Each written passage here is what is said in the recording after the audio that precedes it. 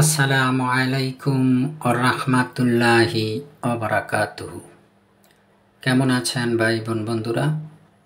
আমি আপনাদের দোয়ার বরকতে আল্লাহর শেষ মেহরবানিতে ইনশাআল্লাহ ভালো আছি। আমি আজকে আপনাদের সামনে একটি পাওয়ারফুল তদবির দিয়ে দিলাম। আজকের তদবিরটি সুফলি কিতাবের। আজকের তদবিরটি আপনারা কি কাজে ব্যবহার করবেন, কিভাবে ব্যবহার করবেন, কিভাবে ব্যবহার করলে আপনার কাজটি সঙ্গে সঙ্গে হবে, আমি আপনাদেরকে সুন্দর করে নিয়মগুলো বলে দেব। আপনারা ভালোভাবে বুঝে শুনে তারপরে কাজ করবেন। আপনারা অবশ্যই হালাল উদ্দেশ্যে কাজ করার চেষ্টা করবেন। হারাম উদ্দেশ্যে আমার কোনো তদবির কেউ ব্যবহার করবেন না। আপনারা যাহারা আমার তদবির দ্বারা কাজ করতে চান অবশ্যই এজাজত নিয়ে কাজ করার চেষ্টা করবেন।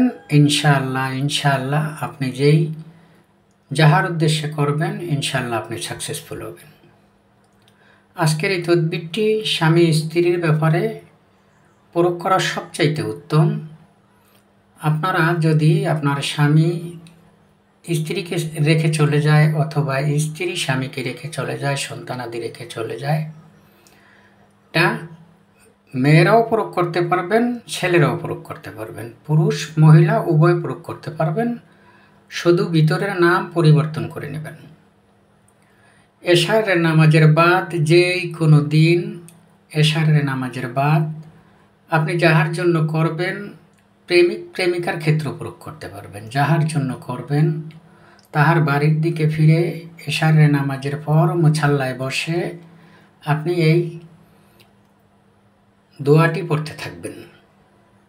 নিচে দেওয়া আছে 1 থেকে 300 বার আপনি পড়বেন। যেখানে নাম উল্লেখ করা আছে সেখানে নাম অবশ্যই উল্লেখ করে নেবেন। যদি আপনি একদিনে দেখেন যে আপনার মনের মানুষ আপনার কাছে আসে নাই, আপনার স্ত্রী আপনার কাছে আসে নাই, অথবা আপনার স্বামী আপনার কাছে আসে নাই, দ্বিতীয় দিন করবেন। দ্বিতীয় দিনে না আসলো তৃতীয় দিন করবেন। তৃতীয় দিনের পরে আর প্রয়োজন নাই, সে যেখানেই থাকুক, যদি বিদেশও থাকে সে অবশ্যই বেকারার হয়ে আপনার কাছে হাজির হবেই হবে ইনশাআল্লাহ।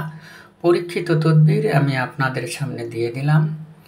আপনারা আমি যেইভাবে বলেছি সেইভাবে কাজ করবেন। অবশ্যই হালাল উদ্দেশ্যে করবেন।